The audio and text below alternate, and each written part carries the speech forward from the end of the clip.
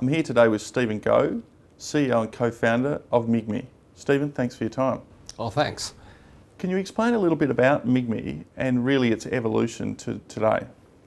Migme is a social platform for the next great opportunity on the internet, which we believe is occurring in India, Indonesia, Philippines, and many of these other emerging markets.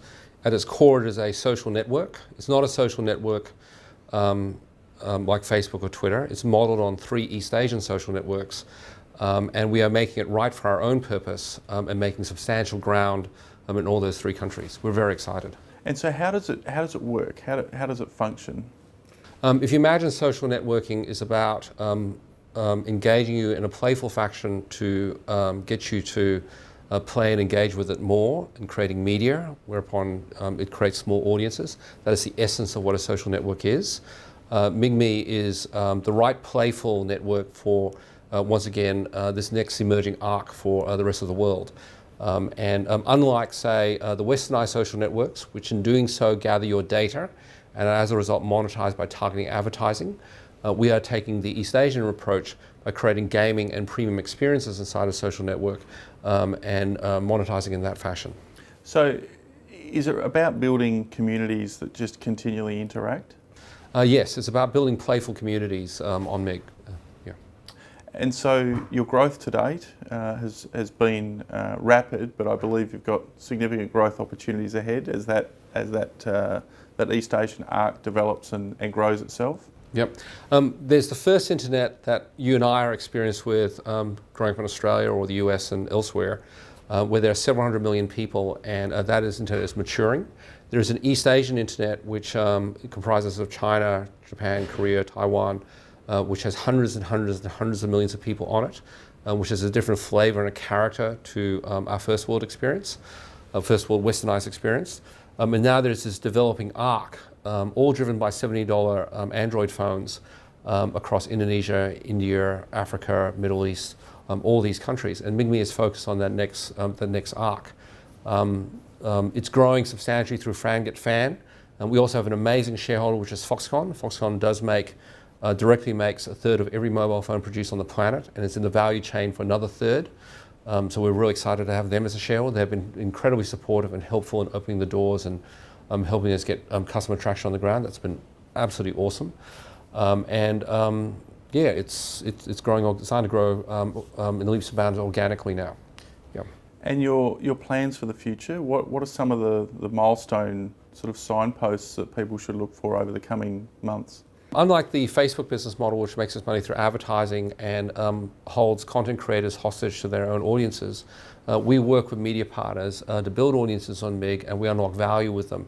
That's critically important in markets which don't monetize in the same way that, say, a mature, westernized first world ad-based market might look. So as a result of that, there's a number of critical milestones that you can measure the company's success.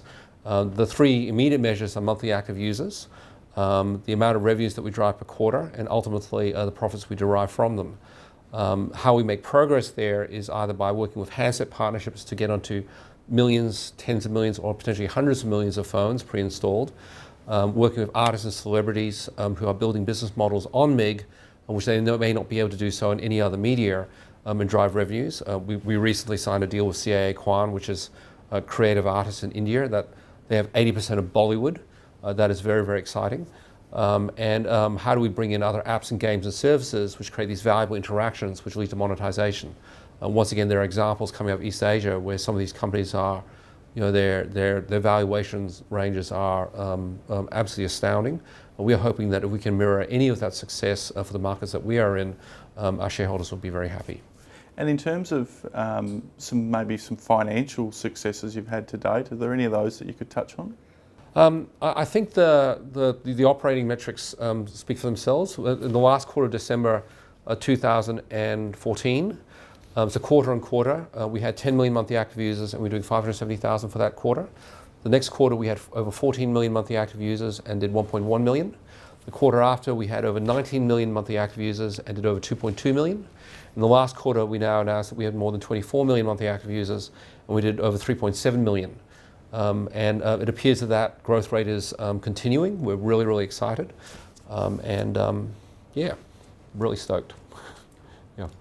How important is it to attend events like this to educate the market as to the technology and its opportunities globally? Yeah.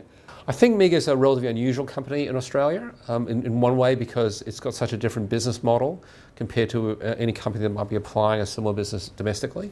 But you know, in Australia, there's a grand history of people going into countries like Papua or Guinea in Africa or Iran for gold mining or whatever it might be. And this company here, in the same way, is going to basically this next emerging arc. There's more in common with the Australian market than I think people may think. Having said that, it is useful just to be in touch with our shareholders and investors who have been so incredibly supportive, give them a sense of the progress for the company, and give other people the opportunity to assess the opportunity for themselves and see if they're able to join us for this journey.